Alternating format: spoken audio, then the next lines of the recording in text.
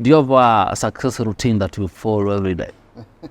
I wouldn't say I have a routine that I follow every day, Okay. but one of the things that I do is to be positive and to be a go-getter. I think those are key ingredients that should be able to embody and should be attributes for any entrepreneur. Life for an entrepreneur is very, very difficult. I always see a lot of people say that when you hear people like James Mwangi are running over 300 million shillings a year, then you're like, they shouldn't be making that kind of money. They should be making that kind of money because the kind of stress they have gone through, it's crazy. So being positive every day, even in the face of adversity, I think those are the key drivers for an entrepreneur. Okay. So I'm always positive and I always grab every opportunity that comes across my way. So you get opportunities like this on being on the other show. It's an opportunity that presented itself. So I want to be here. I want to talk about my business. I get an opportunity to meet other entrepreneurs, to meet investors, to meet people. I always talk about my business. So you take advantage of these opportunities. You are always positive that people will be receptive. It doesn't mean you're not going to get no's. You're going to get so many no's and you're going to fail so many times. But success for any entrepreneur is how many times you rise up and do it all over again. Okay. So definitely what is important is to be positive and to always have a heart of always wanting to try out. So that's what keeps me going. And I think I would say that's my success secret. I've failed so many times. That's nice. Talking of failing many times. Yes. Tough times will come. Definitely. When you are an entrepreneur. Yeah. How do you make sure that you thrive? Yes. They want to know. Yes. How do you thrive during those tough times? Yeah. So of course, tough times are there for an entrepreneur.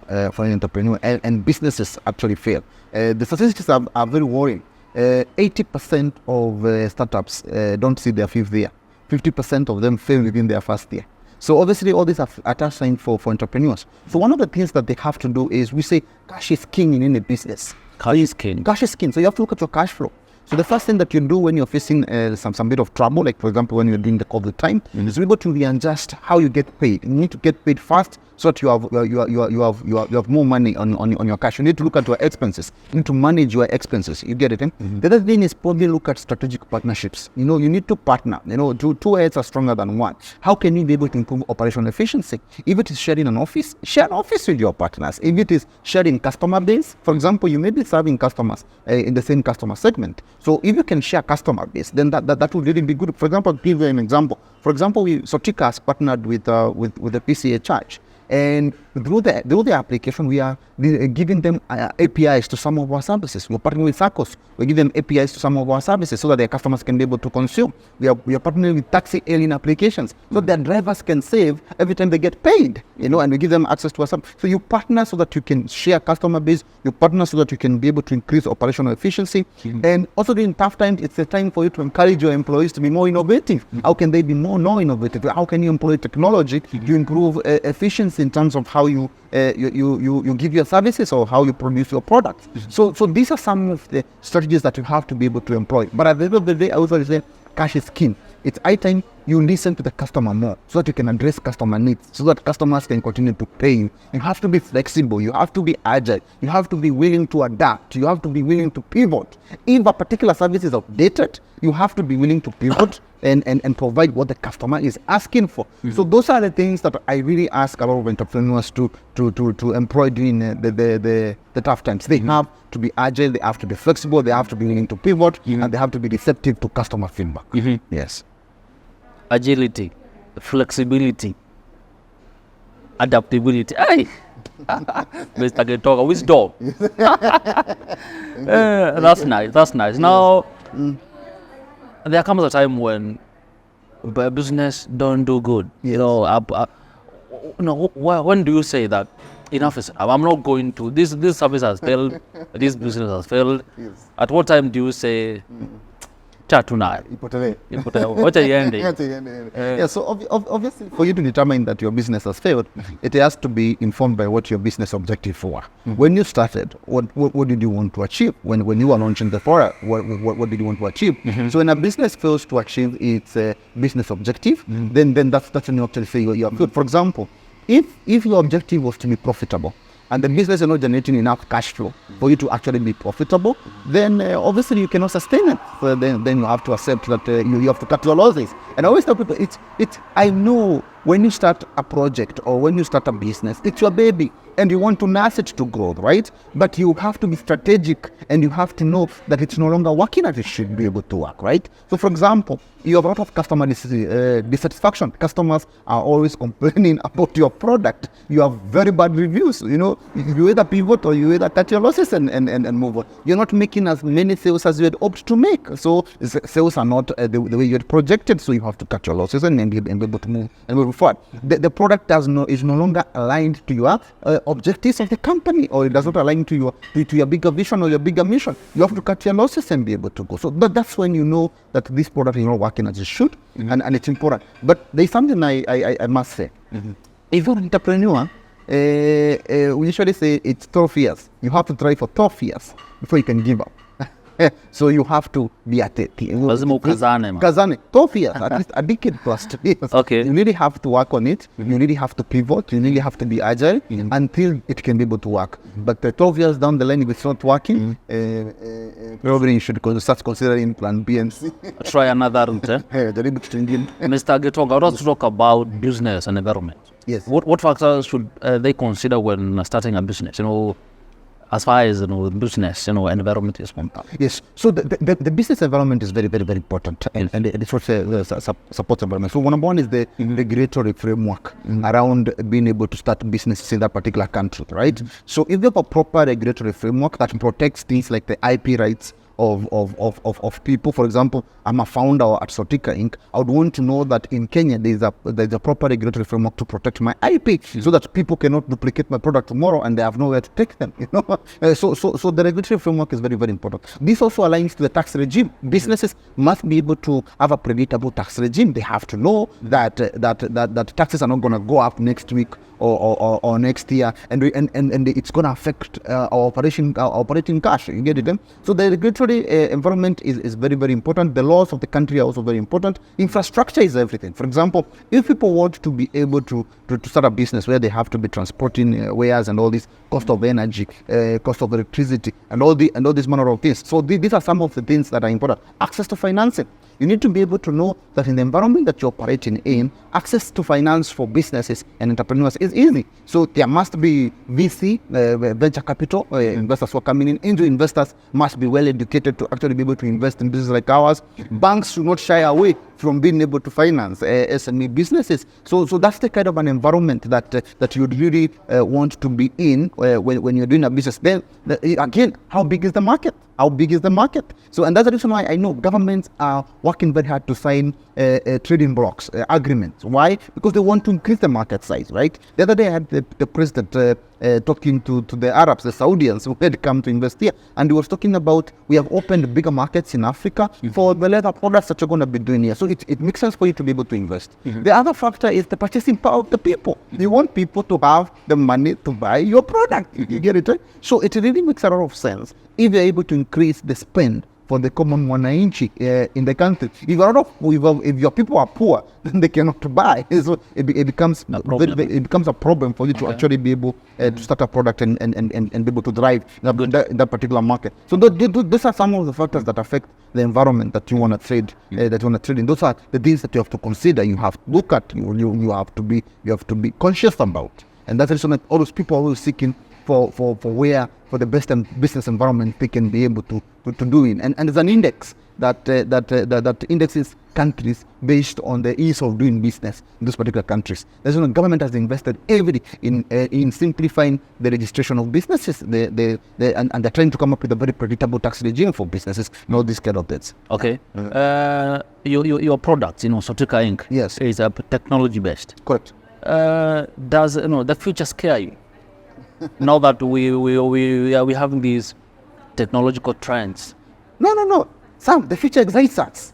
It excites us. It's the impetus that drives Sortika as a platform. We pride ourselves as a very innovative company because what we are doing is we want to leverage on the evolving technology in the market for be able to offer our service to be able to improve. For example, AI is coming out in a very big way. We have ChatGPT, we have all these BAD and all these other AI solutions that are already there. I am happy to say Sortika is currently using ChatGPT on its customer care on its customer care portal on the Sortika app right now. So obviously we are going to leverage on these technologies that are coming. We are not scared about it. They are exciting us because we can be competitive in the market. We can lower cost of production for our services. We can simplify customer and enhance customer experience, and this definitely gives the customer more versatility in terms of how they consume our products. So as we are very excited about blockchain technology, blockchain technology is there. It's the future, right? It's the future, and we are developing solutions on the blockchain technology moving forward. We have a IoT, Internet of Things. All these are technologies that are coming. The augmented reality, virtual reality. All these are technologies that are going to inform the kind of businesses we're likely to have into the future. Technology should excite any business person in the market. Okay. And businesses have to be deliberate around digitization and adopting these technologies in their business processes for growth. It's not gonna go anywhere. Technology will continue improving. People are gonna. It's a very dynamic world, and it's important. And that's the reason why there are people like us, product development specialists, people who can help you leverage technology to improve your products and offerings. Fantastic. So yes. Now, Sortika has a history, so we can say Sortika was. Yes. You are now operating Sortika, so we can say Sortika is. Yes. You said that you are excited about the future. Yes. So we can say Sortika will be. Correct. Sindio? Correct. Now, as a business leader, Yes. all that time that Sortika has been here, Yes. what are your proudest moments My proudest moment. as a business leader? Yes, I think as a business leader, one of the things that makes me very proud is the work I do as a business analyst and the product development specialist, helping other entrepreneurs be able to actually become a success with their products. That's really what makes me very proud. For any teacher, when they see their student is excelling, that's their proudest moments. And when you're a teacher and you train an engineer, and the engineer is very successful, you train or you train your student and become the president of the country, then you're very proud. So for me, I think my proudest moment is when I've been supporting other entrepreneurs at Chandaria Center and also at the USIU Incubation Center. Wow. Where we've been helping them there. The other day we brought some of our VCs from Estonia who have already invested in Sortika. We brought them in Nairobi so that they can be able to support other businesses and other farms in Nairobi. So supporting other businesses, I think, is what makes me proud, is what makes me feel fulfilled, and that's what really, I would say, moves me in terms of satisfaction. So I really feel that that's my proudest moment. Awesome. Yes. Mr. Gitonga, we are nearing the end of the show. Okay. But now we want to know some things. Yes. You have a choice. Yes. To have let's say you are given a chance to collaborate with a musician. Who are you picking? Who are you picking? If I was to do a collab, I was a musician when I was young. Tell us about that. I was called Robusta Ting. when I was young, I was called Robusta Ting. Robusta Ting. And I actually released a single. It was called Lazima. Ni lazima kama ibada kupitia kwa Mwokozi ili kuingia mbinguni. So it was a gospel hit. Yeah, it was a gospel hit. I'm a PK, I'm a pastor's kid, so obviously. Hey, Mr. Gitonga. But anyway, if I was to do a collab, I would do it with Alicia Keys. The reason I would do it with Alicia Keys, because Alicia Keys was my crush when I was very young. There's actually this song they did with Harsha, My Boo. Yes. Start when you're, it's so song nearly, it was one of those, KBC, when you're doing It Train, Club 1. Is it ilikuwa? So ilikuwa. Hizo ndizo tunatoka shule mbio nakimbia nyumbani, so you can watch it. So I'll do it with Alicia. I like her. She was my crush. And yeah, I don't know whether she's still singing. I'm not sure. Wow. Let's hope one day that dream comes true. A fancy car, a fancy house. Which one are you picking? Fancy car and fancy house. Yes. I would prefer a good ride. I prefer a good ride because my man. Yeah, yeah, we can liquidate for cash easily. Then gari mimi bro. So wacha kwanza tuachane mambo ya nyumba. Gari kwanza. Very good. Mobility. 3 CEOs you have to have with them. Just a breakfast. Give me 3 CEOs you pick. 3 CEOs. I would do Karuko or VABL. I like that mom. She's amazing. EBL. Yeah. Uko ama ni bia bro. Ni mambo na pombe? I've never had alcohol. It's one of my good traits. Okay. I think it's one of my good traits. That I've never had alcohol. Well, But I like Karuku. I like the way she's running with BL. And those insights are the ones that I really think that I really want to have. okay. Oigara, the CEO of Stanbic. He moved from KCB. Yes. I think the guy has brought Stanbic to the fold after moving from KCB, and I think he has very good strategies in terms of the way you want to run it. Okay. The third one I would be torn between Elon Musk and probably the Safaricom CEO, but I would like Elon Musk. The guy is disruptive in so many ways. And So many ways. Yeah, That so guy many- is yeah, true. Yeah, and he thinks crazy stuff, and I like to think of myself as a guy who thinks of crazy stuff. You know, the things that people say you cannot do them. The things I really want to do. You know, what people think I can do is what I really want to do, and that's why I think having breakfast with him would be a big boost and big morale. That would be nice. That would be nice. Now, opportunities are out there. Yes. You know, you've been in the industry. You know the do's and don'ts. Yes. The opportunities that fans of Vanza can take advantage of. Tell them about those advantages. You know, all those opportunities. Sorry. The opportunities that entrepreneurs can take advantage. Yes. Yeah, obviously, like what our discussion has been edged today is technology. Yes. So technology is a big opportunity for a lot of entrepreneurs to take advantage of. True. Financing opportunities are also there, and I think entrepreneurs need to put themselves out there to be seen. They need to do what they call their brand visibility and brand development. So they can be able to get these funding opportunities that are coming. VC right now, last year they invested around $2 billion into Africa. A lot of money is coming into the country, into Kenya. So I think these opportunities that a lot of entrepreneurs can be able to take advantage of, and what they need to do is to position themselves to be able to attract these available investments. And how they position themselves is to do the hard work. The hard work is to ensure that you are actually sprucing up your business, you have proper structures within your business, your business are properly registered, they are doing things the right way, your finances are in order, and all these kind of things. That's what can actually be able to help you be able to take advantage. Data is a whole new kid on the block.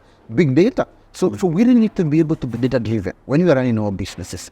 And we need to be able to innovate around ways of collecting data. We have AI that helps us collect data and analyze data now. So I think we need to take advantage of data so that we can be able to make data-driven decisions as entrepreneurs, because that is what can actually be able to be the difference between us, between failure and success. It's how you're able to analyze data, because the world is very dynamic. Customers want things chap, you know, and customers are changing preferences very quickly. So it's important for us to be updated in terms of these preferences, and we can leverage on technology, we can leverage on data for us to be able to provide data-driven solutions to our customers. So those are some of the opportunities that I see that a lot of entrepreneurs can be able to take advantage of. Yeah. Fantastic. You know, I listening to you, you know, talking about these technologies and all, it's something that people should take advantage of, because there's no going back. Yeah. Tech is there to stay. Now is the time for people to be, you know, conversant with all these things. Correct. Mr. Gitonga, Yes.